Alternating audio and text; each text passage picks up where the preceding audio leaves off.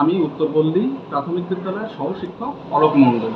সর্বপ্রথম আমি আপনাদের চ্যানেল রেডিও সুন্দরবন চ্যানেলটিকে সাধুবাদ জানাচ্ছি। তার কারণ বিগত কিছু বছর ধরে আমি যেটা দেখছি, শুধুমাত্র বসিরহাট মহকুমার মধ্যে সীমাবদ্ধ নয়, সুন্দরবন অঞ্চলের প্রত্যন্ত থেকে প্রত্যন্ত অস্পাড়া গ্রামে রেডিও সুন্দরবন চ্যানেলটি চলে যাচ্ছে এবং সেখানকার কিছু জ্ঞানী গুণী মানুষদের কিছু সংক্ষিপ্ত সাক্ষাৎকার যেটা আপনারা নিচ্ছেন এবং সর্বপ্রথম সেটি সোশ্যাল মিডিয়ায় ছড়িয়ে দিচ্ছেন। তার ফলে কি এমন অনেক কিছু ঘটনা, এমন অনেক মানুষ বা এমন অনেক জায়গায় আমরা জানতাম না সুন্দরবন প্রত্যন্ত অঞ্চলে, সেই সব জায়গার কিছু মানুষের সংক্ষিপ্ত সাক্ষাৎকার, তাদের সেই জায়গা, তাদের কিছু মন্তব্য, তাদের চিন্তাধারা আমাদের সামনে ফুটে উঠছে।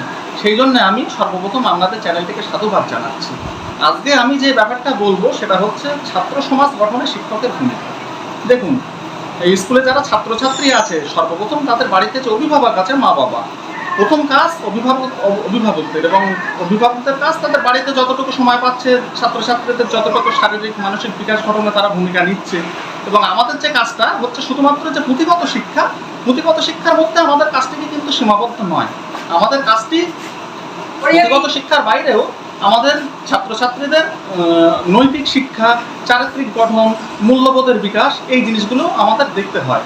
তার কারণ শুধুমাত্র পুঁথিগত শিক্ষার উপর যদি আমরা কেন্দ্রীভূত থাকি বা শুধুমাত্র পুঁথিগত শিক্ষাটাকে আমাদের মেন টার্গেট করে যদি আমরা চলি, তাহলে একটা দেশ বা সমাজ কখনো সুস্থভাবে গড়ে উঠতে পারবে না, সেটা কোনোদিন সম্ভব নয়।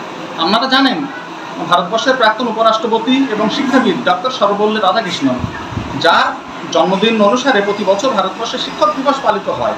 এবার তারও চিন্তাধারা ছিল অনেকটা একই রকম, যে ছাত্রছাত্রীদের শুধুমাত্র যে পুঁথিগত শিক্ষার মধ্যে কেন্দ্রীভূত করে রাখলে আমাদের সমাজটা কখনো এগোতে পারবে না। ছাত্রছাত্রীদেরকে নৈতিক বিকাশ, তাদের চারিত্রিক বিকাশ গঠন, তাদের মূল্যবোধের বিকাশ এর সর্বপ্রথম গুরুত্বপূর্ণ ভূমিকা দিতে হবে। তবেই আমরা একটা সুস্থ পরিবেশ, সুস্থ সমাজ আমরা গড়তে পারব। বিগত কিছু বছরে আপনারা দেখেছেন আর্যিকরের মতো কিছু অনভিপ্রেত ঘটনা ঘটে গেছে। এবার সেক্ষেত্রে কি হয়েছে, আমরা এটা বুঝবো যে হয়তো তাদের মা বাবা হোক, অভিভাবক বা স্কুলের শিক্ষকরা তাদের ঠিকমতো চরিত্রিক বিকাশ করতে পারেনি, সুশিক্ষা তাদের মধ্যে সম্পন্ন হয়নি, ফলে তাদের দ্বারা একটা অনভিপ্রেত ঘটনা ঘটে গেছে।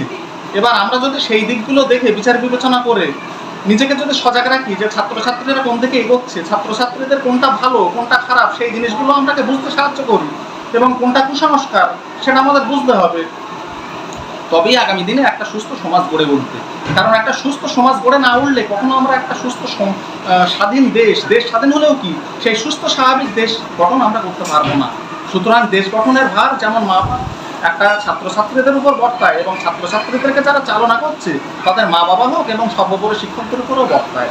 সুতরাং আমাদের শিক্ষকদের সেই চিন্তাভাবনাটা করতে হবে যে শুধুমাত্র পুঁথিগত শিক্ষার উপর আমরা যেন কেন্দ্রীভূত না রেখে ছাত্রছাত্রীদেরকে বিভিন্ন রকম সমাজ সচেতনামূলক কাজ, বিভিন্ন রকম সমাজসেবামূলক কাজ, বিভিন্ন মূল্যবোধের বিকাশ, এইগুলো যদি আমরা করি তাহলে আমার মনে হয় সেটা ভালো হয়। তাহলে আগামী দিনে একটা সুস্থ জনজাতি গড়ে উঠবে। কারণ এখন যারা ছাত্র সমাজ, আমরাও একসময় ছাত্র ছিলাম, আজকে শিক্ষকতার প্রফেশনে এসেছি, এখন যারা ছাত্র সমাজ তারাও আগামী দিনে ডাক্তার, কেউ ইঞ্জিনিয়ার বা বিভিন্ন পেশায় যুক্ত হবে। এবার সবাই যেন শুধুমাত্র সেই নিজের পুঁথিগত শিক্ষা, নিজের পেশার মধ্যে কেন্দ্রীভূত না থেকে আমরা যেন সমাজের জন্য কিছু ভাবি, সমাজের জন্য কিছু করতে পারি, দেশের জন্য কিছু ভাবি এবং আমাদের চিন্তাভাবনাটা যেন সেই রকমভাবে হয়, তবেই আমরা আগামী দিনে একটা সুস্থ দেশ এবং সুস্থ সমাজ গড়ে তুলতে পারবো, এটা আমি মনে করি।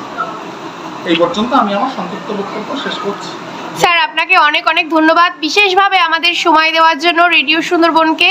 আর আমরা এসেছি একদম স্কুল টাইমে, তার মধ্যে সামান্য সময় বার করে আপনি আমাদেরকে সময় দিলেন এবং রেডিও সুন্দরবনে পরবর্তী কোনো প্রোগ্রামে আপনাকে আমরা পাশে পাবো, এটাই আমরা আশা রাখি আপনার থেকে।